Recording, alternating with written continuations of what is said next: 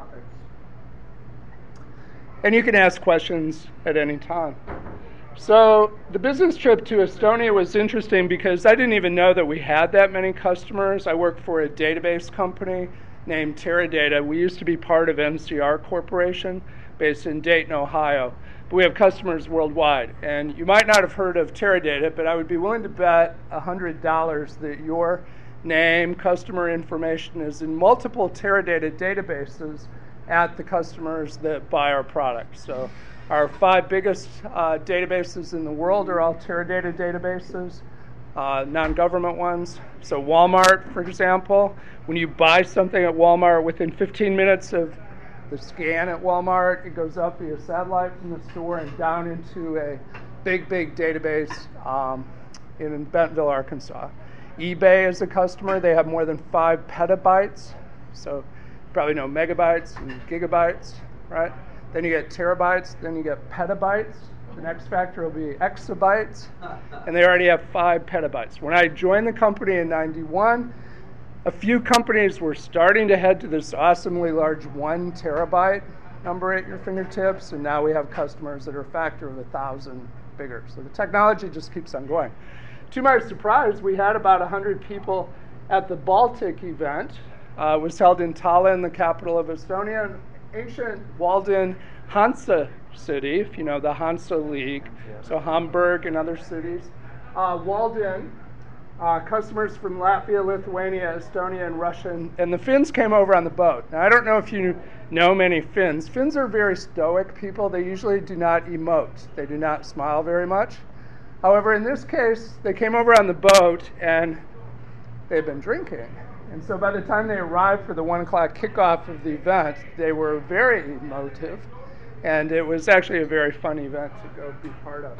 My impression of Tallinn was there's the inside the wall city with all these towers. And it's one of the best preserved medieval cities. A lot of amber shops for tourists. It also gets dark very early. I was there in November. And so the sun goes down around 3 o'clock, and the sun doesn't come up until 10 in the morning. So most of the time it's pretty dark. Outside the walls, Estonia went back and forth during World War II. So the Germans moved in and drafted many of the young men. Then the Russians came, and they drafted the remaining young men, and some of them had to fight each other. So it's an interesting area. I went to the War Museum. Outside the walls, it's not very interesting architecture. A lot of it was built by Russians. Sorry, Oleg. But just kind of gray, bland. But the ugliest building of them all has a blocked-off street in front of it with big pylons, so you can't like drive a tank anywhere near it. Can anybody guess what the ugliest building of all would be?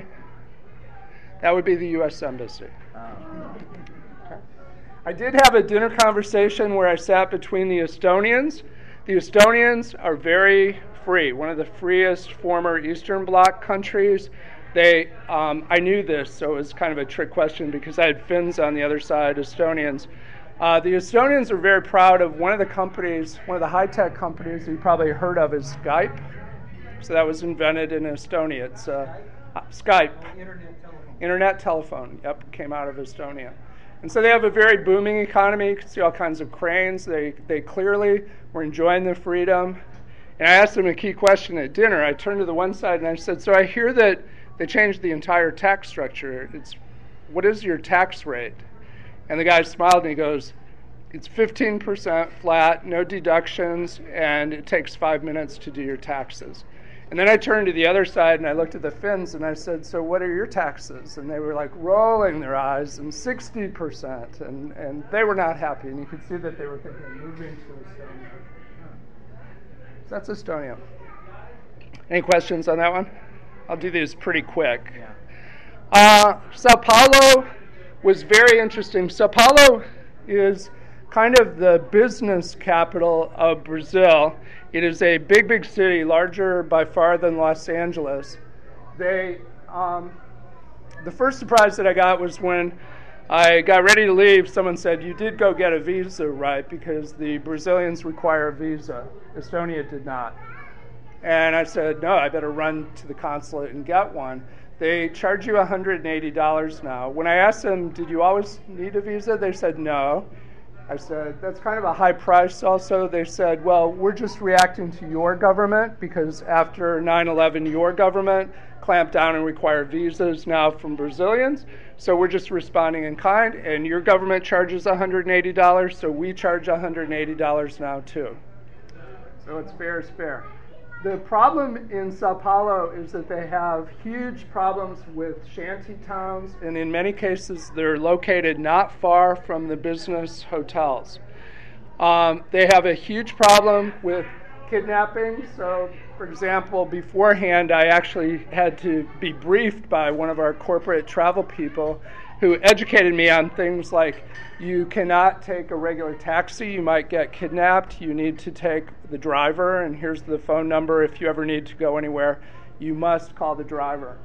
There are all kinds of safety issues. I actually visited one of the students that was in Palos Verdes from Brazil, he was back home, stayed with his family. I would label the village that he lived in as a nice middle-class community. All of the houses had walls with guard dogs and barbed wire around them because the crime rate is so high. It's sad. You don't take taxis. I got warned. It turned out his uncle, I stayed with Felipe on the weekend, and then his uncle works as the controller for the Caterpillar location in Sao Paulo, and he drove me the 1 hour into town for my business meetings on Monday morning. And while we were waiting, we had a coffee, and the people there wanted to know what hotel I was at, and I think it was a Sheraton or a Marriott, right next to the HP Brazil headquarters, right next to the Microsoft Brazil headquarters. And he said, when you're waiting for your driver, do not wait outside, because last week some Caterpillar people got robbed just waiting outside the lobby to be picked up. Stay inside. I gave a talk in a very nice part of Sao Paulo, every bit as nice as Beverly Hills. So there are pockets that are wonderful. The difference is there will probably be armed guards standing outside in the lobby if it's a jewelry kind of place. Our top sales guy gave me a ride home, and I said, are they doing anything about the crime? And he said, well, one of our biggest problems is that a lot of people going to take money out of ATMs at night were being robbed. And so the government passed a law that said that you cannot take out the equivalent of more than $80 after 8 o'clock at night. He said, however, that backfired. In my case, they came up behind me with a gun, and a simple robbery turned into a kidnapping because the ATM network wasn't interconnected. They took him from ATM to ATM for 3 hours until his cards no longer gave out any money.